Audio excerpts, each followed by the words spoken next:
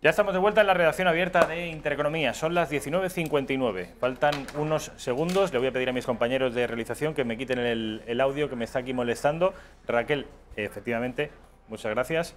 Les digo que son las 19:59, 58, 59, las 20 horas, las 8 de la tarde, y está con nosotros José Luis Hernández Garbi. José Luis, ¿qué tal? ¿Cómo estás? Un placer de estar de nuevo con todos vosotros. Es el espacio, ya saben ustedes que los lunes a esta hora aproximadamente es el espacio del Centinela del Misterio. Hoy no está el Centinela en Centinela in person, pero sigue siendo esto el Centinela del Misterio, puesto que está aquí José Luis Hernández Garbi. Garbi es como le llama Carlos Bustos, y viene para hablarnos sobre, José Luis viene para hablarnos sobre un asunto que en el día de ayer cumplió 100 años, un centenario, que es el final de la Primera Guerra Mundial.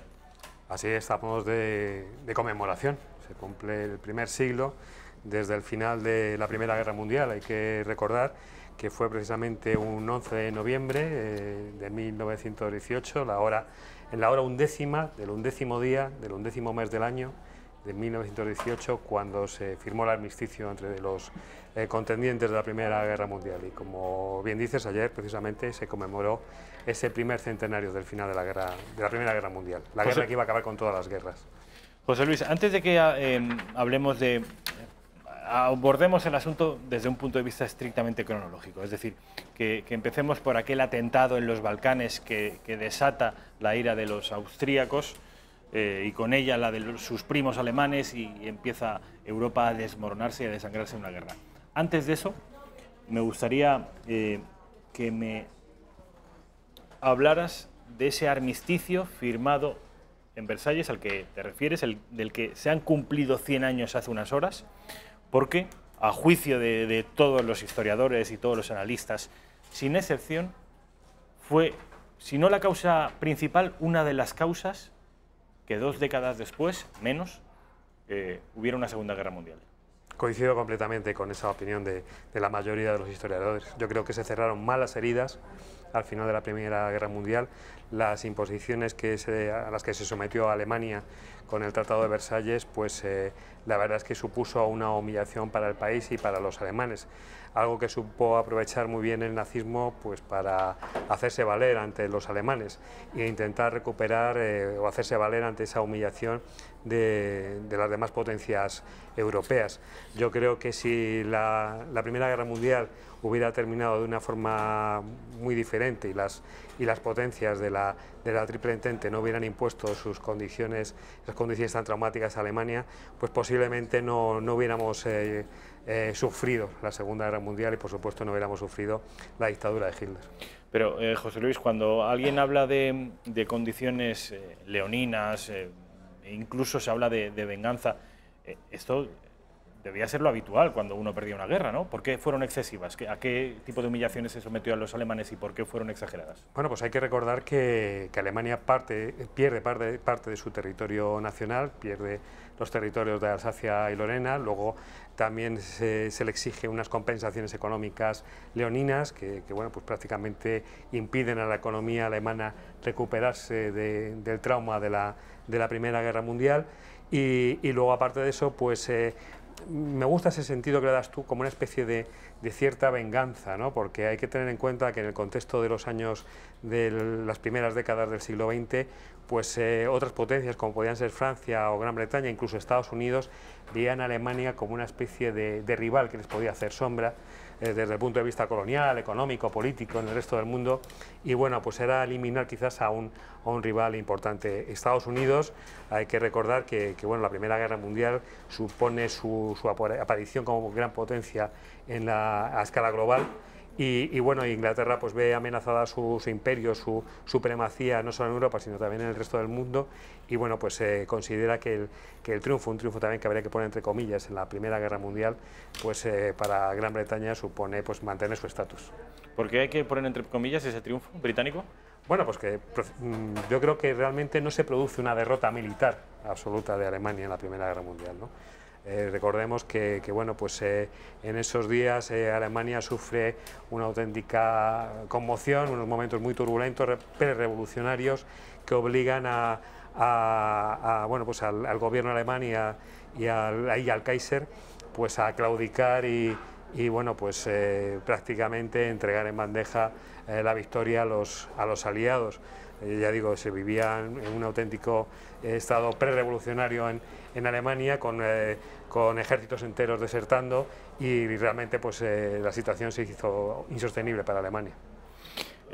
Seguimos con esas condiciones presuntamente humillantes para los alemanes, que fueron firmadas en un vagón. Háblanos de ese vagón y el protagonismo que tuvo años después. Es el vagón de Compiègne, del bosque de Compiègne, a las afueras de París, donde se escenifica esa humillación a Alemania, se le hace firmar la rendición, el armisticio, y bueno, pues ese vagón se guarda en un museo, en un espacio, para que sea recordado como símbolo de ese final de la Primera Guerra Mundial. Y luego, cuando los alemanes invaden Francia y entran en París durante la Segunda Guerra Mundial, pues ejecutan su venganza. Ese vagón incluso le ordenan que se saque del recinto donde se encuentra exhibido, incluso le tienen que tirar muros abajo para poder sacarlo. Hay escenas que sale una grúa militar alemana arrastrando ese vagón hacia el lugar preciso donde se hizo la firma del armisticio. Y bueno, cuando... el simbolismo, la carga simbólica es tremenda de ese vagón. Entonces, bueno, pues también son famosas las imágenes de Hitler, un Hitler orgulloso, con un rostro que, bueno, lo dice todo. Las imágenes, la verdad es que son muy poderosas, son muy potentes visualmente, pues hace firmar a los franceses la humillación de su derrota ante los ejércitos alemanes, que en ese momento ocupan París. Cuando se firma la rendición, ese vagón es trasladado a Berlín. Y bueno, pues al final de la Segunda Guerra Mundial, cuando las tropas soviéticas entran en el Berlín de los compases finales de la Segunda Guerra Mundial, pues ese vagón es destruido, desaparece, no se conserva el original. Entonces, bueno, la carga simbólica de ese vagón, que simboliza dos humillaciones: primero la alemana ante los aliados y después la de los franceses ante la derrota sufrida ante los nazis, pues la verdad es que sería un elemento histórico de un gran valor. La lástima es que, ya digo, se ha perdido para siempre. Vamos ahora sí a lo cronológico, al inicio de la Primera Guerra Mundial y al atentado que la desata. Cuéntanos, José Luis. Bueno, es al contrario que la Segunda Guerra Mundial, que se lleva quizás toda la fama y todo el conocimiento, y más o menos todos sabemos cómo empieza con la invasión de Polonia. Al contrario, pues la Primera Guerra Mundial pues prácticamente se desconoce cuáles son los motivos que provocan el estallido de la contienda, ¿no? Hay que recordar que, bueno, pues digamos que el detonante que hace que las naciones europeas entren en guerra, pues se produce en Sarajevo, la capital bosnia, en aquel entonces un territorio que pertenecía al Imperio Austrohúngaro. Y bueno, se produce con el asesinato del archiduque en las calles de Sarajevo. Un asesinato que la verdad es que tiene algunos elementos que bueno, son muy llamativos y que hacen referencia pues a las jugadas del destino, ¿no? Hay que recordar que el archiduque pues paseaba en un coche descubierto por las calles de Sarajevo recibiendo el homenaje de los ciudadanos bosnios. Y bueno, primero sufre un atentado, se le lanza una granada de mano por este comando terrorista de serbobosnios. Y hay dos versiones: una dicen que el propio archiduque tiene rápidos reflejos, le da un manotazo y hace que la granada caiga en un coche de la comitiva, explota y hiera a varias personas. Hay otras versiones que dicen que rebota en su pecho, porque tenía un pecho de palomo, si se me permite la expresión, le gustaba llevar la ropa muy ajustada. Dicen que rebota en su pecho y que esa granada pues cae al lado en la comitiva que le seguía y pues produce estos heridos. Fracasa este primer atentado, él va al ayuntamiento de Sarajevo, donde le recibe el alcalde. Él se queja amargamente de lo que ha pasado, dice que bueno, que no, cómo se puede consentir que el que va a visitar una de las ciudades del Imperio Austrohúngaro pues se produzca este atentado, y él insiste en visitar a los heridos que se han producido esta primera intentona. Y es ahí cuando se produce el segundo atentado, en esa misma jornada. El chofer que lleva el coche... Es decir, sobrevive al primer atentado. Sobrevive al primer atentado y es cuando va con el coche, el chofer se confunde de calle, se mete en una calle sin salida, cuando va a ir a visitar a los heridos, y entonces al maniobrar se encuentra con uno de los terroristas del comando que está comiendo. y se da de bruces con él. O sea, una coincidencia de estas históricas que cambian el destino del mundo, ¿no? Se encuentra con él y entonces pues dice, además no sabía qué hacer, Gabrielo Príncipe, que era el magnicida, no sabía qué hacer, está pensando, ¿qué hago yo ahora? Me he quedado solo, hemos fallado en el atentado, y de pronto se da de bruces con él. Y entonces saca su pistola y dispara al bulto. O sea, ni siquiera apunta. Él se lanza sobre el vehículo, dispara al bulto, hace 2 disparos con tan buena fortuna, digámoslo así, para el magnicida, que los 2 disparos son mortales de necesidad. Uno impacta en el cuerpo del archiduque y otro en su esposa Sofía, y los mata prácticamente en el acto.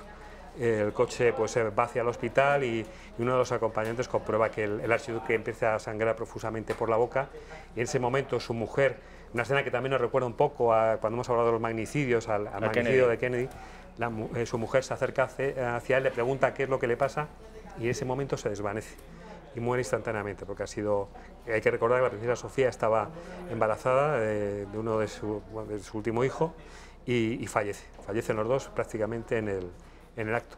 Y este es el hecho, el detonante que provoca pues el estallido de la Primera Guerra Mundial. El Imperio Austrohúngaro declara la guerra a Serbia, Serbia es aliada de Rusia. ¿Pero Serbia pertenece al imperio? No, en aquel entonces no. Se han producido las guerras de los Balcanes en el 1912-1913 y Serbia pues en ese momento es independiente. ¿Y por qué estaba visitando el archiduque? No, visita Bosnia. Y es un comando serbo-bosnio el que comete el atentado. Bosnia sí que es una provincia del imperio, pero Serbia no. Serbia es un país independiente que ha adquirido su independencia pues hace muy poquito, ya digo, en las guerras de los Balcanes. Entonces, a los legos en la historia, ¿cómo es posible que el atentado de un serbo-bosnio porque ni siquiera era el hijo del archiduque? Sí, era el príncipe heredero. Él era el heredero. Era el heredero. Acabe desatando una guerra global. ¿Cómo se desencadenan los hechos? Pues el efecto mariposa. Ya digo, Serbia era aliada de Rusia. Cuando el Imperio Austrohúngaro declara la guerra a Serbia, pues Rusia interviene y declara la guerra al Imperio Austrohúngaro. Al declarar la guerra al Imperio Austrohúngaro, los alemanes, lo has comentado tú muy bien, que son primos hermanos de los austrohúngaros, declaran la guerra a Rusia. Cuando Alemania declara la guerra a Rusia, Inglaterra y Francia dicen, bueno, esta es la oportunidad que estamos esperando para declarar la guerra a los alemanes, que bueno, los ingleses dicen, son primos también nuestros, la corona inglesa son primos casi nuestros, pero ya aprovechamos también, el gobierno británico aprovecha la ocasión para, bueno, esto va a ser una guerra rápida, vamos a anular a Alemania, esas pretensiones expansionistas que tiene en África y demás, pues vamos a quitarla del medio, inmediatamente declaran la guerra y ya se forma todo el lío, si se puede decir así. ¿Cuál era la imagen que tenían el resto de europeos de los alemanes? ¿Qué imagen tenían? De un país en expansión demográfica, industrial, económica, militar. O sea, era una amenaza. Sí, era una potencia. Ya consolidada. Ya consolidada, quería serlo más. Aunque muy joven. O sea, sí, hay que recordar que prácticamente la unificación alemana se produce a finales del último cuarto del siglo XIX, ¿no? Y bueno, pues al igual que Estados Unidos era otra potencia emergente, que bueno, pues quizás Estados Unidos estaba más enfocada hacia lo que es América del Sur y el Caribe, y también el Pacífico, por supuesto, pues Alemania, junto con Japón en aquel entonces, aunque en este caso en la Primera Guerra Mundial Japón combate contra Alemania, combate al lado de los aliados, pues eran 3 potencias que estaban pues pugnando pues para convertirse en líderes de ese nuevo mundo globalizado de aquel entonces, porque ahora se habla mucho de globalización, pero yo creo que la globalización empieza mucho antes, empieza ya casi a principios de ese siglo XX, ¿no? Y entonces, pues bueno... Y los británicos, porque me has hablado de norteamericanos, japoneses, alemanes, pero los británicos aún mantenían un imperio gigantesco antes de la guerra. Claro, pero amenazado también por Alemania. Hay que recordar que Alemania tenía pretensiones en el norte de África. Alemania, después de la conferencia de Algeciras, se había sentido maltratada en el reparto colonial. Entonces, hay que recordar que tenía colonias en África, Tanganica, Rodesia, eran colonias alemanes, eran territorios bastante grandes, pero ellos se sentían perjudicados, que habían salido perjudicados en el reparto de esta conferencia con razón, seguramente. De Algeciras. Bueno, ellos tenían, ya te digo, que habían obtenido sus territorios, tenían Camerún también, en fin, tenían extensos territorios, además muy ricos en Alemania, pero ellos también se sentían como amenazados, ¿no?, por la prepotencia de Gran Bretaña y de Francia en el continente africano. Y bueno, pues ya digo, fue en un principio hay que señalar también que cuando estalla la Primera Guerra Mundial, los testimonios de aquella época, incluso hay testimonios muy interesantes de Stefan Zweig, el escritor austríaco, que refleja muy bien el sentimiento que se vivía en aquel entonces, ¿no? Él habla de que, bueno, pues las calles de las grandes capitales europeas de aquel entonces, cuando ya había estallado la guerra, pues había un sentimiento como de que, bueno, esto es un problema que se va a solucionar, un problema entre gobiernos, entre reyes, entre primos, que se va a solucionar muy pronto, y nada, va a ser una guerra rápida que va a poner algunas cosas claras y esto va a terminar enseguida. Luego, pues los hechos, lamentablemente, pues demostraron que no fue así. Las últimas cifras barajan un número de víctimas que se acerca casi a los 30 millones de muertos, sin contar pues el doble o el triple de heridos. Las cifras oscilan entre 8 y 30 millones. Una cifra que nos pone los pelos de punta. Luego sería ampliamente superada por la Segunda Guerra Mundial, pero lo que en un principio iba a ser un conflicto que se iba a solucionar en unos meses, pues acabó siendo una masacre, una auténtica matanza, que acabó con varias generaciones, con toda una generación de jóvenes en diferentes países europeos. Tú has escrito un libro que se titula Eso no estaba en mi libro de la Primera Guerra Mundial. Es un libro rico en anécdotas y es un libro no ortodoxo respecto de la Primera Guerra Mundial. Con esto quiero decir que no es el libro habitual. ¿En qué se diferencia? ¿Por qué es diferente? Yo en la portada leo, hablas de los primeros aviones que se derribaron, que no fueron derribados precisamente con cañones, ni con ametralladoras, que es la imagen clásica que tenemos de estos duelos del Barón Rojo, ¿no? Aunque también hablo del Barón Rojo y de cómo se gestó la formación de su escuadrilla, ¿no?, del circo volante del Barón von Richthofen. Pues los primeros aviones, que eran en aquel entonces unas máquinas sofisticadísimas, aunque nos parezcan ahora muy primitivas y demás, era lo último en tecnología militar. Pues bueno, los primeros aviones, aunque se sorprendan nuestros telespectadores, fueron derribados a ladrillazos. O sea, puede resultar cómico, ¿no? En un primer momento, los pilotos, existía una cierta caballerosidad entre los pilotos de uno y otro bando, incluso cuando se cruzaban en el aire se saludaban y se tenían cierto respeto, pero llegó un momento en que, bueno, pues a los que estaban en tierra no les apetecía que los que estaban en el aire estuvieran observando sus movimientos, ¿no? Hasta que un día un piloto decidió que había que derribar al piloto enemigo.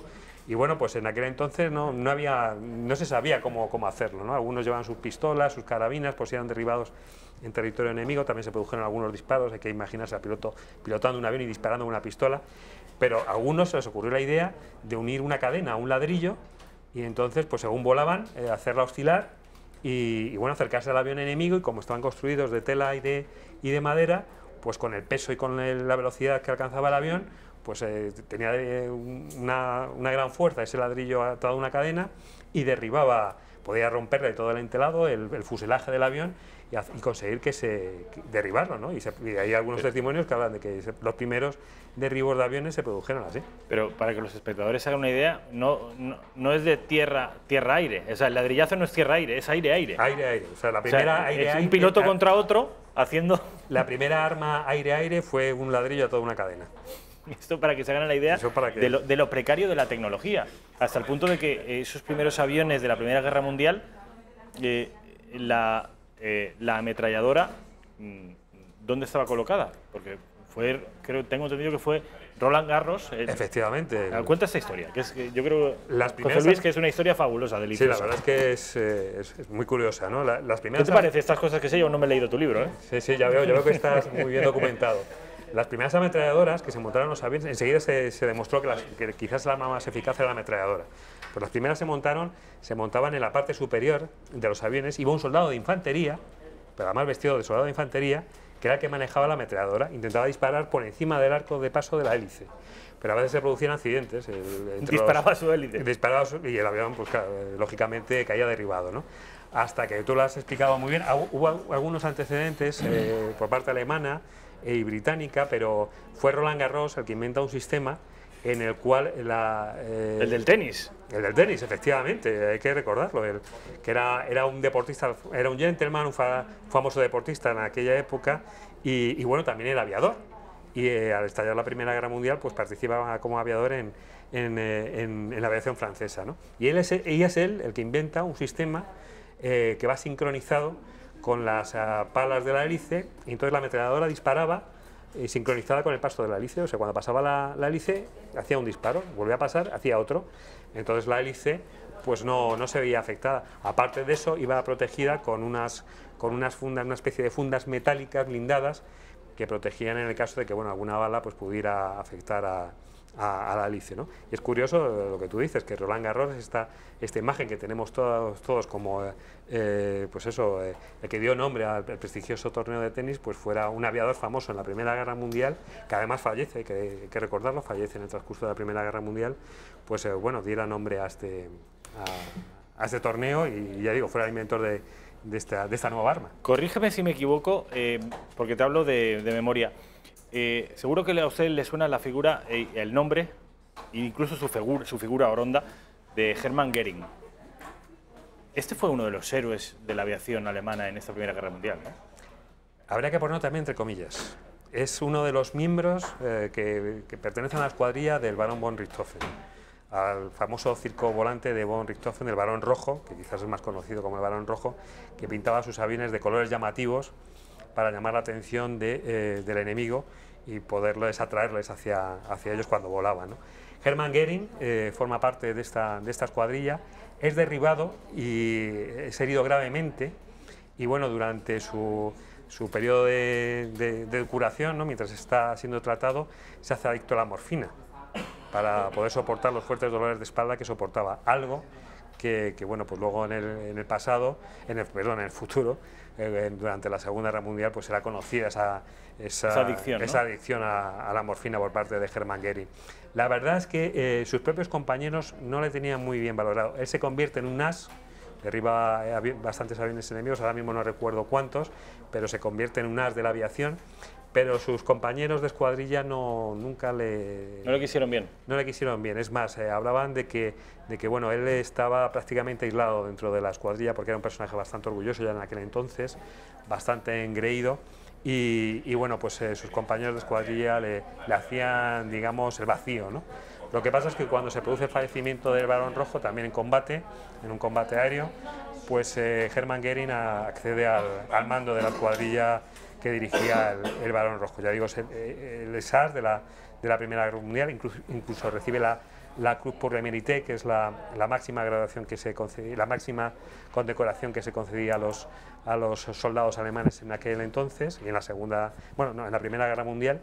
Y bueno, se puede considerar un as, pero ya digo que no era excesivamente valorado por sus compañeros. Vamos a ir a publicidad, a la vuelta vamos a seguir con estas y otras historias de la Primera Guerra Mundial. Historias, como ven, interesantes, y algunas de ellas, pese a poder resultar anecdóticas, pudieron cambiar el rumbo de la guerra. Después de la publi. Ya estamos de vuelta con José Luis Hernández Garbi, hablando sobre la Primera Guerra Mundial. Hemos estado hablando de cómo se desarrolla, cuál es su génesis, cuál es su origen, cuáles han sido sus consecuencias, el desmoronamiento de todos los imperios. Entre las consecuencias del final de la Primera Guerra Mundial está el inicio de la Segunda Guerra Mundial por ese tratado de Versalles. Es Tratado de Versalles, ¿no? Tratado de Versalles. En el que se producen, a juicio de los alemanes, unas condiciones humillantes en la derrota. Pero a mí me gustaría que me hablaras, José Luis, sobre estas máscaras que se fabricaban de manera artesanal para los heridos en combate, heridos en el rostro. Hemos visto todos imágenes, y si no googleen, imágenes de heridos en la Primera Guerra Mundial en la cara, imágenes monstruosas. Hay que decir que bueno, la Primera Guerra Mundial prácticamente se marca el inicio también de la cirugía plástica, porque es cuando, ya digo, se producen muchísimos heridos que han sufrido graves deformaciones en el rostro, prácticamente han perdido su cara, han perdido su identidad, que nos recuerda un poco a la película esta de Johnny cogió su fusil, que algunos telespectadores seguro que han visto, que es de un personaje que ha perdido completamente su cara en la Primera Guerra Mundial. Y ya digo, pues bueno, había que... la cirugía maxilofacial llegaba hasta cierto término, O sea, podía reconstruir algunas caras y tenía los elementos, pero había otros casos que era imposible. Entonces la única salida que tenían estos desdichados era, bueno, pues que les construyeran una especie de máscara que ocultara esas gravísimas heridas.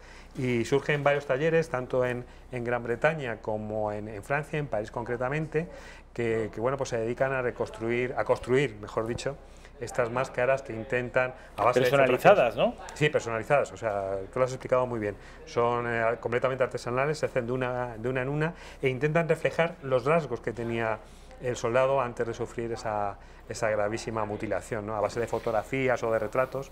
Pues yo les animo a que busquen en Google, las máscaras de la Primera Guerra Mundial, porque hay imágenes duras. Nos quedan solo 3 minutos, a ver si eres capaz, José Luis, de resumir en este tan poquito tiempo el papel de nuestra monarquía, porque fuimos un país neutral, aunque las tertulias hablaba de aliadófilos y de germanófilos, pero técnicamente neutral, pero el papel de Alfonso XIII fue relevante. Fue importante, sí, porque hay que recordar que fue nominado, si se puede decir así, para el Premio Nobel de la Paz por su intervención, porque él crea la Oficina Pro Cautivos, que tuvo bastante éxito y bastante trabajo porque se dedicaba a intentar localizar a aquellos desaparecidos de cualquier bando, tanto del bando de la Triple Entente como de las potencias centrales, a intentar encontrar esos desaparecidos y ponerlos en contacto con sus familias. Y la verdad es que el trabajo de la Oficina Pro Cautivos fue muy importante.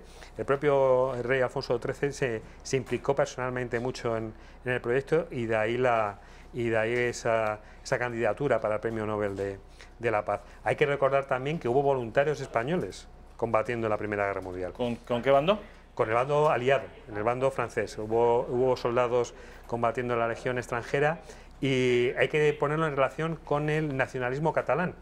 A ver. Hubo hubo un número determinado de nacionalistas catalanes que decidieron unirse al ejército francés para combatir contra lo que ellos decían que era una nación opresora, una potencia opresora, que en este caso serían las potencias centrales, ¿no? Alemania y el Imperio Austrohúngaro. Y bueno, existen también imágenes de aquella época, de esos voluntarios catalanes, sobre todo en la posguerra. Incluso hubo condecoraciones que se otorgaron a este grupo de nacionalistas, de combatientes muy ligados al nacionalismo catalán y bueno, pues su participación fue prácticamente anecdótica, pero hay que señalarlo, que hubo combatientes españoles en la Primera Guerra Mundial, igual que hubo portugueses. Portugal sí que declaró la guerra a las potencias centrales, hubo un cuerpo expedicionario portugués combatiendo en la Primera Guerra Mundial. Oficialmente sí, ¿no? Nosotros no lo fuimos, pero hubo un papel, una pequeña representación española, como están pudiendo ustedes ver. José Luis Hernández Garbí, ha sido un placer, como siempre. Lo mismo digo. Mil gracias por explicarnos la historia de una manera tan amena, tan didáctica, tan pedagógica y tan interesante, no es lo habitual.